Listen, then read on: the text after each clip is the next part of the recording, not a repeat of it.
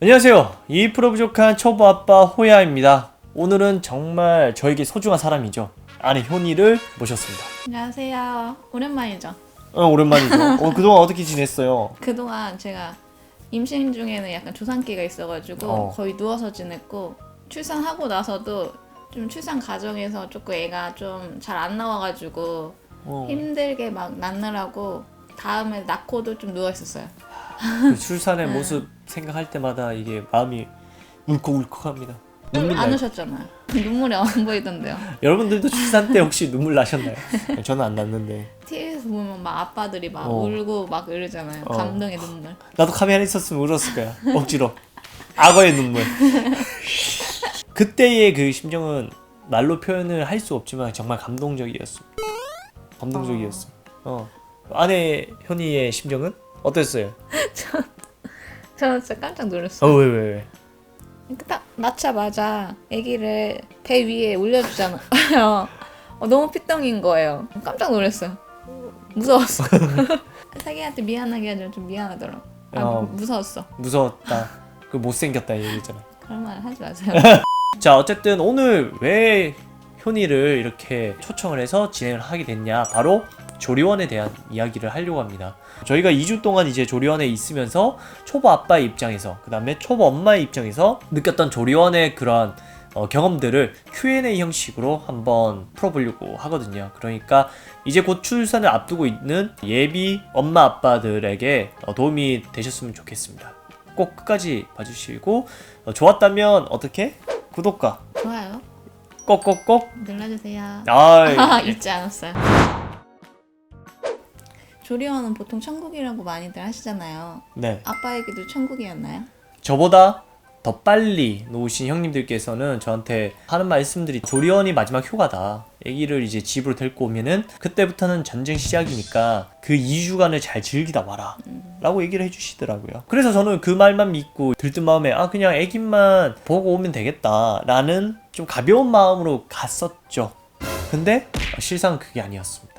잠도 제대로 좀 못 자고 아내의 수발도 잘 들어야 되고, 이거를 쉬다가 오면은 영원히 아내의 마음의 한켠에 이제 남아있어서 혼날 거리가 생기는 거죠. 그러니까 이 마음으로 가신다면은 안 된다는 거, 저는 그렇게 말씀 좀 드리고 싶어요. 네. 좋아요. 네, 감사합니다. 좋은 자세. 좋은 자세라고 합니다. 그래서 저는 결론적으로 조리원은 천국이 아니다. 그냥 사회에 나가기 위한 경험을 하는 훈련소다. 이렇게 말씀 좀 드리고 싶습니다. 조리원에서 일상은 어떠셨나요? 조리원의 일상, 아내 효니랑은 또 다르죠. 아무래도 저는 이제 출근도 해야 되는 부분이 있었으니까. 그래서 평일 같은 경우에는 출근하고 그다음에 저녁에 와서 퇴근을 한 후에 6시 반부터 8시까지는 모자동 시간이라고 해서 아기와 그 엄마가 만나는 그 시간이 있거든요. 그때 이제 보통 퇴근을 하다 보니까 아기랑 이제 놀아주고, 그리고 아기를 이제 다시 8시에 데려다 주는 역할인 거죠. 그리고 보통 한 9시, 10시쯤에 밥 시간이 오니까 그때 아기도 데리고 와서 모유 수유를 할 수 있게 세팅해주고, 아내가 모유 수유가 끝나면 저 아기를 어깨 위에 얹어서 트름을 시켜주고, 그리고 다시 신생아실에 데려다 주고, 그러한 역할을 했습니다. 근데 이게 이제 새벽에도 이어지거든요. 애들이 위가 너무 작기 때문에 소화시키는 시간이 엄청 짧더라고요. 그래서 한 3시간 단위로 보통 먹는다고 해가지고 새벽에도 한 2-3번 정도 깨서 이제 그런 역할을 했던 것 같아요. 그래서 좀 잠을 제대로 좀 못 자는 상황이었습니다. 주말도 거의 비슷했죠. 주말도 이제 아내 효니는 계속 3시간마다 모유 수유를 하던가, 아니면 한 달기 있을 때는 모유 수유를 못 하니까 유축을 꼭 해야 되거든요. 안 그러면 젖이 계속 돌면은 아프니까 이걸 유축을 통해서 빼야 되거든요. 그런 유축기 갖다 주는 역할. 그렇게 하면서 계속 시간을 보냈던 것 같아요. 주기가 딱 잡혀있는 3시간마다 이거 해야 되고 저거 해야 되고, 그다음에 밥 오면 밥 주고, 그 다음에 효니가 좀 필요한 것들은 제가 손과 발이 돼서 계속 도와줬던 게 저의 일상이었던 것 같습니다. 맞나요, 자기? 네, 맞아요. 네, 맞다고 합니다. 조리원에 갈 때 꼭 준비해야 될 것들.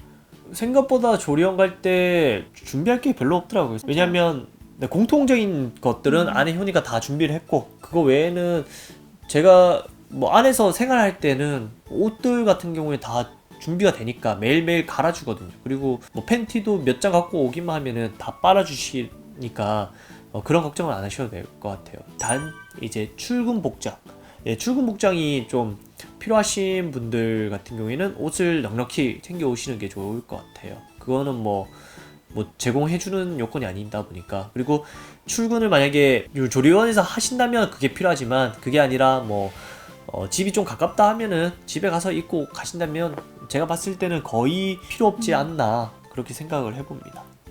다음 질문 드릴게요. 네. 조리원에서 아빠의 역할은 무엇인가요? 아빠의 역할은 아내 효니의 손과 발이 되는 것. 이게 정답인 것 같습니다. 그거 말고는 없는 것 같아요. 네, 생각 자체도 안 하는 게 좋아요. 그냥 내가 여기서 뭘 해야 될지 아내 효니가 시키는 대로, 조리원에서 시키는 대로 해주면은 남편의 역할을 충분히 다 하는 것이지 않을까 생각을 해봅니다. 네, 이제 어제 조리원에서 집에 왔잖아요. 네. 어떠셨나요? 하루 동안 집에 있으시면서? 이제 드디어 부모가 되었구나. 이 생각이 팍 들더라고요. 그래요? 네. 그동안 조리원에서는 사실 이모들이 계셨기 때문에 모든 것을 다 케어를 해주셨거든요. 근데 집에 오면 이모님들이 안 계시잖아요. 그러다 보니까 처음부터 끝까지 이제 저희가 직접 해야 되는 부분인데, 뭐 이론적인 부분이나 잠깐 교육을 통해서 배웠다 하지만 사실 실전은 또 다르더라고요. 그래서 우왕좌왕하는 경우가 많았는데, 이제 경험을 해보니까 조금씩 이제 알 것 같긴 해요. 그리고 그러한 경험을 통해서 좀 더 엄마 아빠로서의 역량이 점점 커지고 있지 않나, 그렇게 생각이 들기 때문에 말씀을 그렇게 드렸습니다.